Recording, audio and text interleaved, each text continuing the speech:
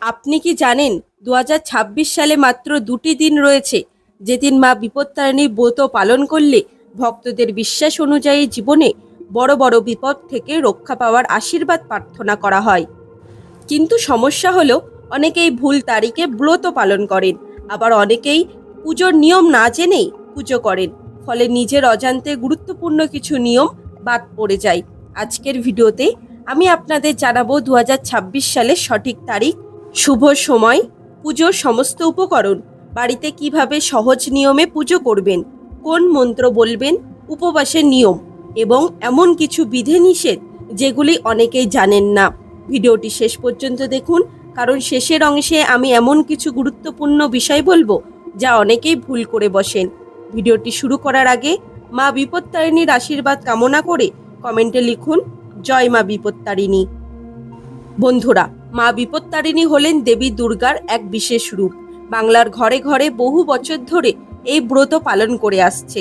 বিপত্তারিণী কথার অর্থ হলো যিনি বিপদ থেকে উদ্ধার করেন। লোকবিশ্বাস অনুযায়ী আন্তরিক ভক্তি নিয়ে এই ব্রত পালন করলে পরিবারে শান্তি আসে, অশুভ শক্তির প্রভাব কমে, দুর্ঘটনা ও সংকট থেকে রক্ষার জন্য দেবীর আশীর্বাদ পাওয়ার জন্য এই ব্রত পালন করা হয়। সংসারে সুখ ও মঙ্গল কামনা করা হয়। এই কারণে প্রতি বছর হাজার হাজার ভক্ত এই ব্রত পালন করেন। 2026 সালের সঠিক তারিখ। এবার আসি সবচেয়ে গুরুত্বপূর্ণ বিষয়, রথযাত্রা এবং উল্টো রথযাত্রার মাঝখানে যে শনিবার ও মঙ্গলবার পড়ে সেই দিনগুলি যে কোনো একদিন বিপত্তারিণী ব্রত পালন করা হয়। 2026 সালে 18 জুলাই শনিবার অথবা 1 শ্রাবণ এবং 21 জুলাই মঙ্গলবার 4 শ্রাবণ, এই 2 দিনের মধ্যে সুবিধা মতো যে কোনো একদিন ব্রত পালন করতে পারেন। এর ব্রত পালনের জন্য শুভ সময় রয়েছে। বাড়িতে পুজো করুন কিংবা মন্দিরে সকালে স্নান করে পরিষ্কার বস্ত্র পরে পুজোয় বসুন। শুভ সময় হিসাবে সকাল 9:30 থেকে দুপুর 12টার মধ্যে পুজো সম্পন্ন করাই উত্তম, অর্থাৎ চেষ্টা করবেন দুপুর 12টার আগে পুজো শেষ করতে। চলুন এবার জেনে নেওয়া যাক এই পুজোর জন্য কি কি উপকরণ লাগবে। এই পুজোর বিশেষ বৈশিষ্ট্য হলো 13 সংখ্যা। সাধারণত অনেক ভক্ত 13 সংখ্যাকে গুরুত্ব দিয়ে উপকরণ নিবেদন করেন।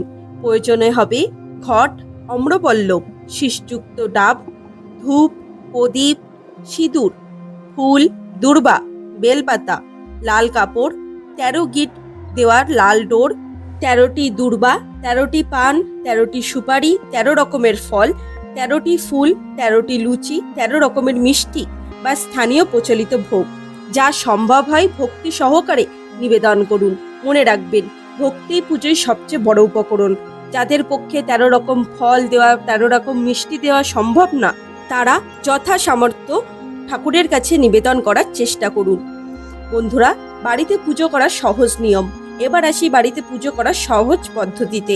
সকালে স্নান করুন, পরিষ্কার পোশাক পরুন, ঠাকুরঘর পরিষ্কার করুন, মা দুর্গা বা মা বিপত্তারিণীর ছবি বা ঘট স্থাপন করুন, সমস্ত নৈবেদ্য সাজিয়ে রাখুন। তারপর লাল ডোর 13টি গিট দিয়ে প্রস্তুত করুন। এরপর হাতে ফুল এবং দূর্বা দিয়ে মাকে স্মরণ করুন। প্রণাম মন্ত্র: সর্বমঙ্গল্য মঙ্গল্যে শিবে সর্বার্থে সাধিকে শরণ্যে তৈমঙ্গে গৈরী নারায়ণী নমস্তুতে। এরপর ফুল নিবেদন করুন, ধূপ প্রদীপ জ্বালান, আরতি করুন, নিজের ও পরিবারের সকলের মঙ্গল কামনা করুন। সব শেষে প্রসাদ নিবেদন করুন। ব্রতের আগের দিন নিরামিষ আহার করাই উত্তম। ব্রতের দিন অনেক ভক্ত উপবাস পালন করেন। পুজো শেষ হওয়ার পর প্রসাদ গ্রহণ করে উপবাস ভঙ্গ করা যায়। স্থানীয় রীতি অনুযায়ী কেউ কেউ চাল বা গম জাতীয় খাদ্য এড়িয়ে চলেন এবং লুচি, ফল ও মিষ্টি দিয়ে প্রসাদ গ্রহণ করেন। নিজের পারিবারিক বা আঞ্চলিক প্রথা অনুযায়ী নিয়ম অনুসারে করতে পারেন। বন্ধুরা, এই দিন কিছু বিশেষ কাজ মনে রাখা দরকার। এই দিন বাড়িটা পরিষ্কার রাখুন, ঝগড়া বিবাদ এড়িয়ে চলুন, কাউকে অপমান করবেন না, মিথ্যে কথা বলবেন না, নিরামিষ আহার করুন, মদ্যপান ও আমিষ খাবার বর্জন করুন। পুজোর সময় মন শান্ত রাখুন, ভক্তি ও শ্রদ্ধার সঙ্গে দেবীর আরাধনা করুন।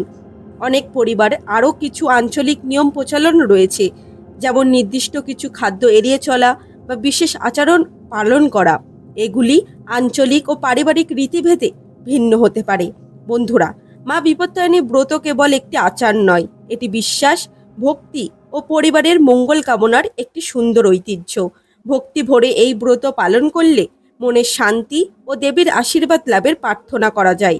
আপনারা যদি প্রতি বছর এই ব্রত পালন করেন তাহলে কমেন্টে অবশ্যই লিখুন জয় মা বিপত্তারিণী। ভিডিওটি ভালো লাগলে একটি লাইক করবেন, পরিবারের সদস্য ও বন্ধুদের সাথে শেয়ার করবেন।